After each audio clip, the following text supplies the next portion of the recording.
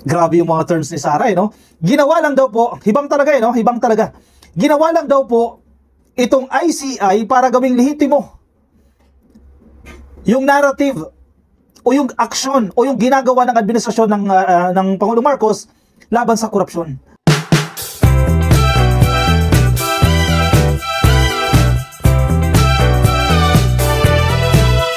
Nag-clash na naman. Ito ay ano talaga to eh.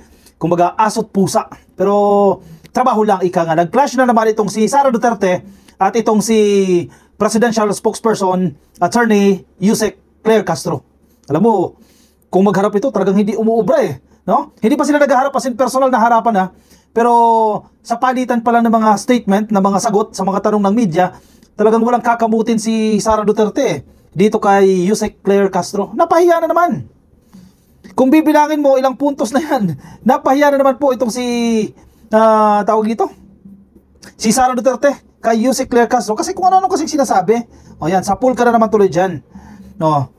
Bakit kayo takot na takot dyan sa investigasyon ng ICI? Teka, hanapin ko lang sa inyo ha. Kina-question nila itong investigasyon ng ICI.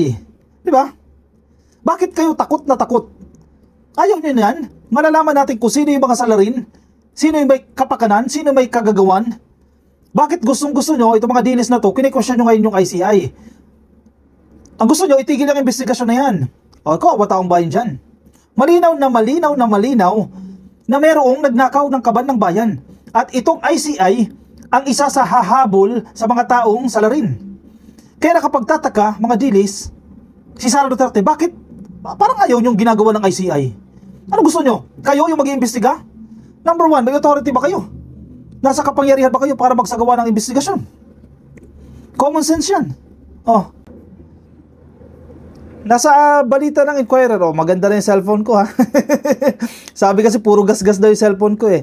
Ayan, bago po yung tempered glass niyan. Hindi bago pero bago yung tempered glass. Oh. Headline: Castro defends ICI versus Duterte.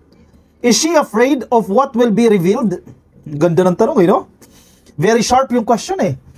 Takot ba siya sa kung ano yung re-reveal dito sa investigasyon na to o kung ano yung lalabas dito sa investigasyon ng ICI? Kaya pinupunterian ninyo ngayon yan.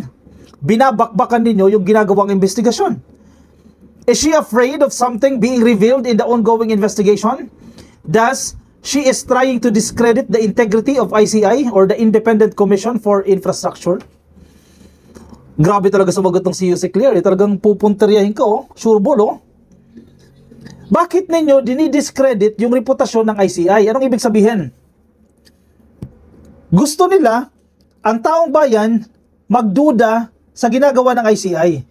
Kasi kung ang resulta ng ICI ay hindi magiging pabor kay Sara Duterte, ang taong bayan nagalit sa ICI, hindi totoo yan eh.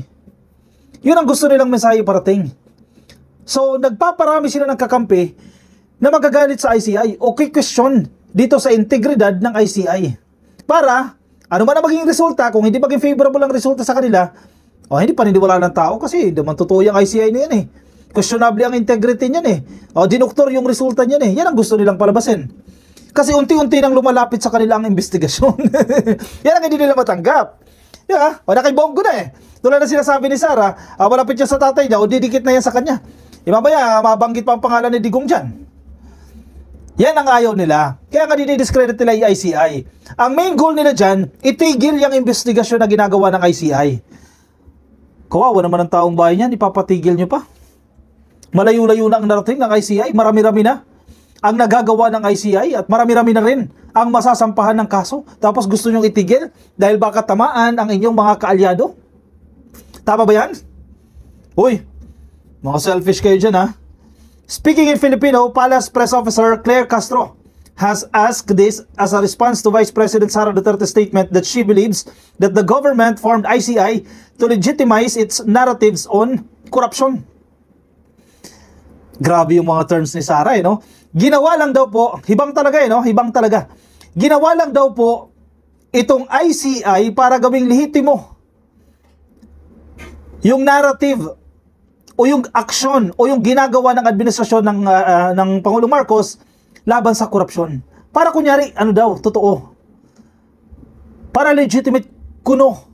Sabi ni Sara, no? Para mukhang totoo yung laban na ito ng administrasyon sa korupsyon. Grabe talaga statement na yan, no? Hindi pa ba totoo yan?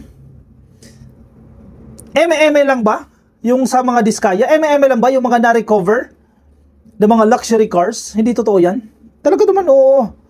Duterte in an interview in Manawag, Pangasinan earlier this Saturday, she said she is wondering why the ICI conducts investigations on infrastructure anomalies in the first place. So mali pala yan. Dapat pala hindi magsagawa ng, ang ICI ng investigasyon dito sa anomalya sa mga infrastructure projects. Bakit infra? Sige. Bakit infra? Andyan ang pera. Bukod sa sektor ng edukasyon, nakalagay kasi sa ating konstitusyon yan 1987 Constitution, na ang pinakamalaking parte ng budget ng bansa should go to the education sector. Nasa konstitusyon yan. Di mo pwedeng bawiin yan. Sumunod, nasa infra projects, DPWH. Tapos ngayon, kikwestiyonin ni Sara, bakit infra? Madam, andun ang salapi. Doon kumikickback ang mga politiko. Doon kumukuha ng pondo para sa eleksyon.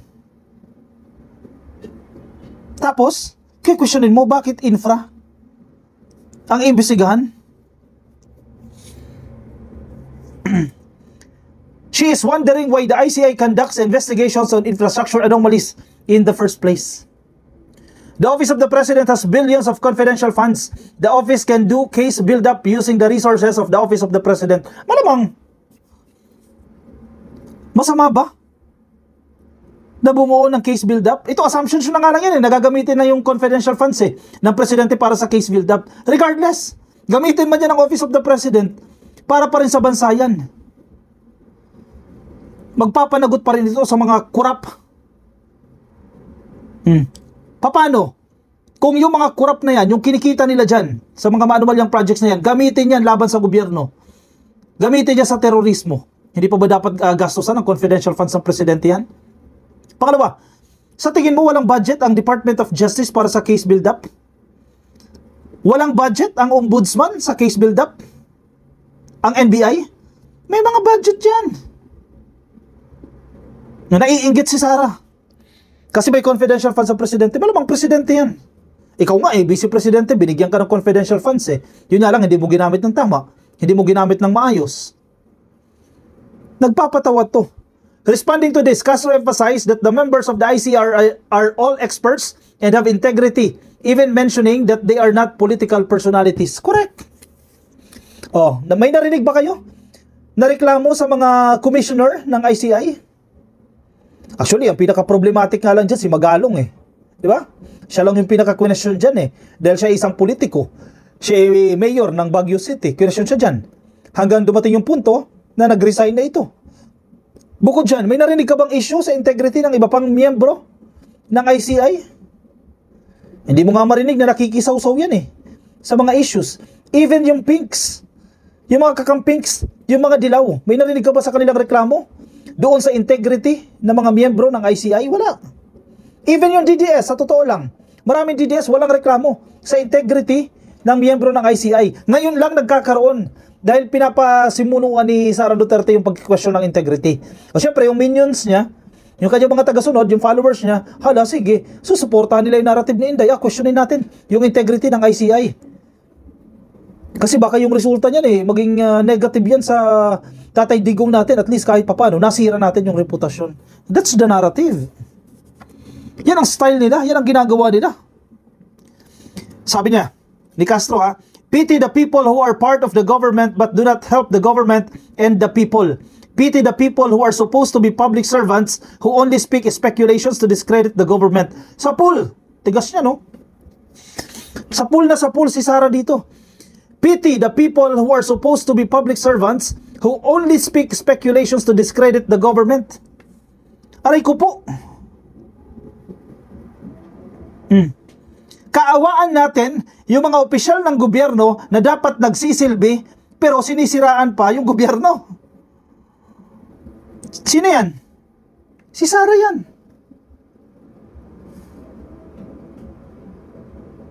Number one, kaawaan natin yung tao na parte ng gobyerno pero hindi tumutulong sa gobyerno at sa tao. Di ba? Parehas yan eh. That's the first one, ha? Pangalawa, kaawaan natin yung tao na dapat parte ng gobyerno, public servant yan, gaya ni Sara Duterte, pero anong ginagawa? Puro dada, speculations, akala para siraan o i-discredit ang gobyerno, sabi ni Castro. Uy, sapul, o DDS, sagutin nyo si Castro. Sabihin na naman nila, ay nako, si Auntie Claire bangag. Ayan yung term nila no? Basta hindi na nila masagot yung argumento, ayan, titirahin na nila, o drug test muna. Yan yung kanilang terms eh. O Marcos, bangag, Marcos, drug test muna. Yan ang narrative nila. Kapag hindi na nila mabira, hindi nila babakbakan si Attorney Claire, o yan ay mga sasabihin nila komento, drug test muna. Balik tayo doon sa issue ng drug test. Hindi na sila umusad dyan kasi wala silang maibato sa gobyerno. Yung narrative nila na walang ginagawa ang presidente, walang naniniwala.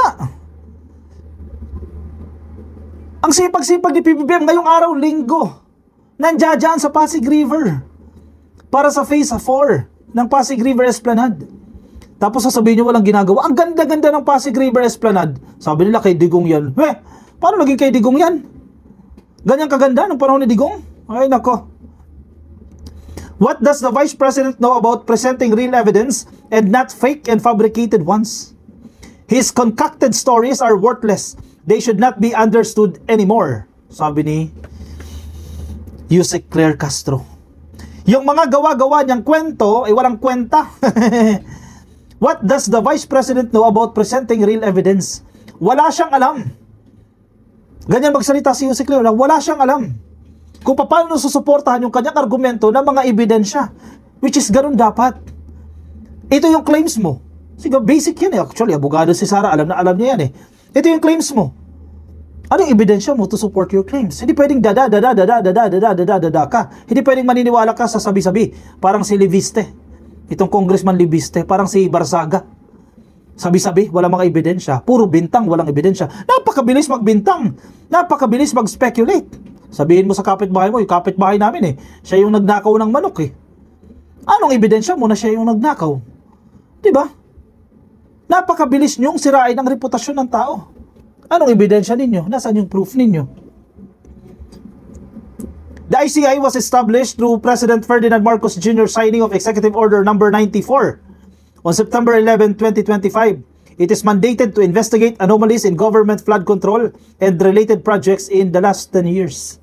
Doon sila nang gagalaite. Kasi mahaba yung iimbestigahan pa ng ICI. Kaya nga mahabang trabaho to eh. Tapos na yung administrasyon ni PBBM as long as na hindi pa tatanggalin yung ICI na yan. Kasi presidential order lang naman yan. Executive order lang naman yan eh. Mabubura yan kung papalit ng presidente. Pero hanggat hindi nangyayari yan, maraming iimbestigahan itong ICI. Kasi sa dami ng infrastructure project sa Pilipinas, flood control pa lang, hindi nila matatapos ngayong taon yan eh. O kahit next year, hindi nila matatapos yung mga flood control projects na yan. O ngayon, sumusulpot na rin, mga ghost hospitals. Di ba? Mga ghost na multi-purpose hall. Mga overpriced, mga substandard. Napakarami yan. Pero in fairness naman, kahit hindi man matapos yan ng ICI lahat, kahit papano, maraming LGU na nagkaroon ng bahagyang takot. Pansinin ninyo sa lugar nyo. Nakatiwangwang yan, di ba? Yung mga projects nakatiwangwang, ngayon sinisimulan. Kahit papano natakot sila. Kahit papano, ha? Hindi natin sinasabi na totally gagawin nila honestly lahat ng projects, pero kahit papano natakot sila. Nandiyan tayo sa Camarines Sur ng last week, no? Nandiyan tayo sa Camarines Sur. Nagulat daw yung mga tao dyan, hindi ko na sasabihin kung saang lugar yan, ha? Nakalimutan ko rin kasi eksaktong lugar. Nagulat sila, biglang may mga pumapasok na backhoe. Naguhukay na. May flood control projects pala doon. Matagal na budgetan, ngayon lang sinisimulan. See? Ngayon nagsisikilos na dahil natatakot na sila, masisilip sila. Okay na yan, kaysa wala. Diba, gawin ninyo yung budget. Isa pa, dito sa San Mateo Rizal ha, magugulat ka, may mga flood control na ongoing. Ngayon nagpapaspas sila, binibilisan nila. Natatakot na rin sila na masisilip sila. Yun yung isang kagandahan nitong pagbubulgar ng presidente. Tapos questionin nyo, mga dilis, mali itong ginagawa, gusto nyo pa ipatigil yung investigasyon ng ICI. Diyos mio, Marimar, kasi tatamaan kayo. Bakit yung narrative na yan nabubuhay sa social media? Kasi ginagatungan yan ng mga politiko, mga congressman, senador, governor, mayor, contractors, ginagatungan nila yan para matigil yung investigasyon na yan. Hindi quits sila, hindi sila masisilip. Yan ang ginagawa ng mga yan. Pinopondohan nila yan para mabuhay yung narrative na yan. Sirain natin ang integrity ng ICI. Sirain natin ang administrasyon ni PBBM para itigil yung investigasyon na yan. Eh di absuelto tayo. Hindi na tayo maiimbestigahan. Kaya nilulusot kayo sa ganyang strategy? Hindi. Ang taong bayan gising. Ang social media gising na gising. Binabantayan kayo. Kasama din kayo dyan. Ang netizens, ang taong bayan, sumbong nyo sa Pangulo. Ayan, may website to, napakaraming sumbong. Marami na i-inspection dahil sa sumbong. Sumbong ninyo. Diba? Managot ang dapat managot dahil hindi dapat magpatuloy yan. Nakakatawa itong mga dilis, kikusyonin nyo ang ginawa ng presidente, samantalang siya yung naglatag ng foundation para matigil na yung talamak na korupsyon na nangyayari na for the longest time. Papatigil ninyo. Kung hindi ginawa ng presidente yan, magpapalit ang administrasyon, ganyan pa rin ang style ng mga contractor, mga congressman sa budget insertions. Ganyan pa rin yan. Mauulit at mauulit yan kung hindi ito ginawa ni PBBM.